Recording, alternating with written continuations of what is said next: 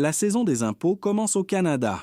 Et pour les investisseurs, c'est rarement une simple formalité. Que vous ayez réalisé des gains en bourse, transigé des crypto-monnaies, rebalancé votre portefeuille ou cotisé à votre CELI ou à votre REER, la vraie question demeure toujours la même. Êtes-vous structuré fiscalement ou simplement performant sur papier? Commençons par un sujet incontournable, les crypto-monnaies. En 2025, elles sont pleinement imposables au Canada.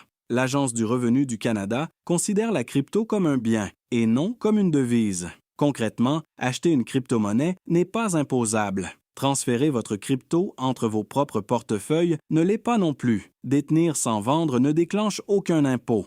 Mais dès qu'il y a disposition, l'impôt entre en jeu. Vendre contre des dollars canadiens, échanger une crypto contre une autre, payer un bien ou un service en crypto, recevoir des revenus de staking ou d'intérêt. Tout cela constitue un événement imposable. Deux scénarios sont possibles. Soit vos profits sont considérés comme des gains en capital et seulement 50% du gain est imposable. Soit votre activité est jugée commerciale et dans ce cas, 100% du revenu devient imposable. L'ARC analyse la fréquence de vos transactions, le temps que vous y consacrez, votre niveau d'expertise et votre intention. En 2026, avec la collaboration internationale accrue et l'accès élargi aux données numériques, la traçabilité est plus forte que jamais. Le défi majeur en crypto demeure l'absence de feuillets fiscaux standardisés.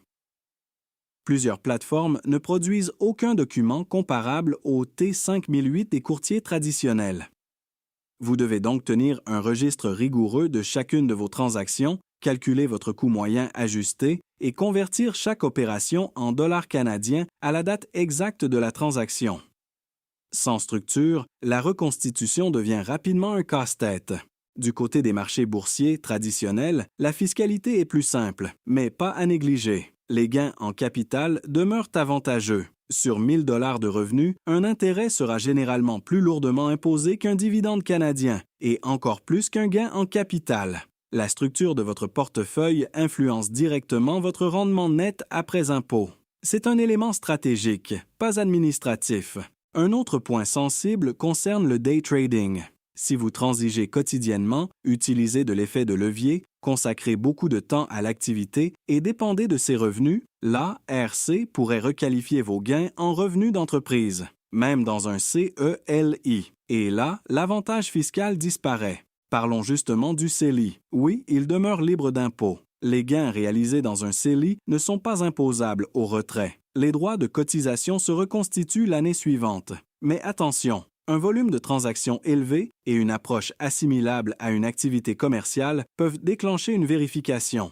En 2025, le plafond cumulatif dépasse désormais 95 000 $ pour un résident admissible depuis l'origine du programme. C'est un outil puissant, à utiliser avec discipline.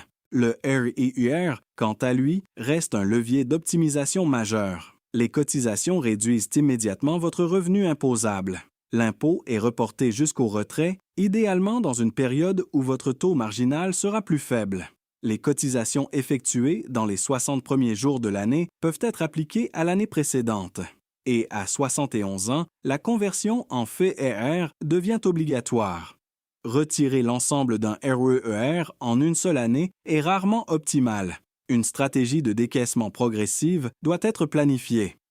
Si vous avez acheté une propriété, le crédit d'impôt fédéral pour premier acheteur demeure en place, basé sur un montant admissible majoré. Le régime d'accession à la propriété permet toujours de retirer des fonds de votre REER avec un remboursement étalé sur plusieurs années. Là encore, la planification est essentielle pour éviter des impacts fiscaux imprévus. Le contexte fiscal évolue rapidement. En 2026, l'ARC dispose de meilleurs outils technologiques, d'une collaboration internationale accrue et d'une capacité d'analyse plus fine des comportements de trading actifs. La conformité n'est plus simplement une obligation légale, elle devient un élément stratégique de votre performance globale.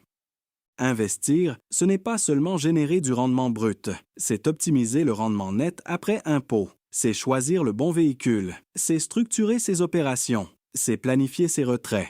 La fiscalité ne doit pas être une réflexion de dernière minute, mais une composante intégrée de votre stratégie. En matière d'investissement comme en matière d'impôt, la discipline fait toute la différence. Et en 2026, mieux vaut être préparé que réactif.